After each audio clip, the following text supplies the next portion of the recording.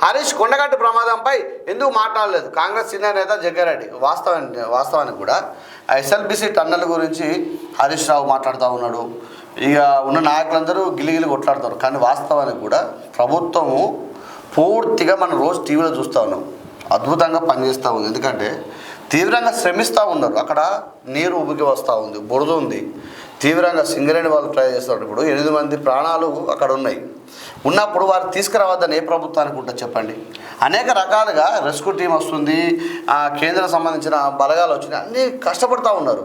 కానీ తీయడానికి సాధ్యపడతలేదు, ఇబ్బంది పడుతూ ఉన్నారు. కాబట్టి అక్కడ ఏదో రాజకీయం చేయాల్సిన అవసరం అయితే లేదు. నేను భావించిన రాజకీయం చేయాల్సిన అవసరం అయితే ఉండదు. అక్కడ మానవ తప్పిదం కానీ ప్రభుత్వం తప్పిదం కానీ లేదు. అది వాతావరణం, క్లైమేట్, ప్రకృతి దాన్ని చేసింది తప్ప అక్కడ ఎవరి తప్పుడు. ఇప్పుడు ఆడ తప్పుడు అని చెప్తే ఆ 8 మంది లోపలికి వేయటాలు పోతారా?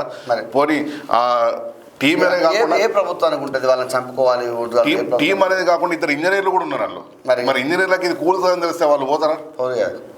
ఇంకోటి ఏంటంటే కొండగట్టు దగ్గర మనకు కేసీఆర్ గారు అధికారంలో ఉన్నప్పుడు కొండగట్టు ప్రమాదం జరిగింది. కరీంనగర్ ప్రాంతంలో కూడా కొండగట్టు దగ్గర ఈ ప్రమాదం జరిగింది. జరిగినప్పుడు బస్సు ప్రమాదం జరిగినప్పుడు కనీసం దాని గురించి కేసీఆర్ కానీ కేటీఆర్ కానీ హరీష్ రావు గారు మాట్లాడలేదు. కనీసం పొయ్యి కూడా వాళ్ళని పరామర్శించిన దాఖలు లేవు. ఇవాళ రాజకీయం చేయాలని చెప్పి సరే ఇప్పుడు ముఖ్యమంత్రికి టైం లేదా, ముఖ్యమంత్రికి ఏది లేదు ఇది లేదని మాట్లాడుతూ ఉన్నారు కదా. మరి అప్పుడు కొండగట్టు ప్రమాదం జరిగినప్పుడు వాస్తవానికి కూడా కనీసం హరీష్ రావు కేటీఆర్ పోయి పరామర్శించినారా? కనీసం కేసీఆర్ ఎట్లా బోడు ఆయన మీరైనా పోయి పరామర్శించినారా? ఎందుకు ఈ ముచ్చట్లు?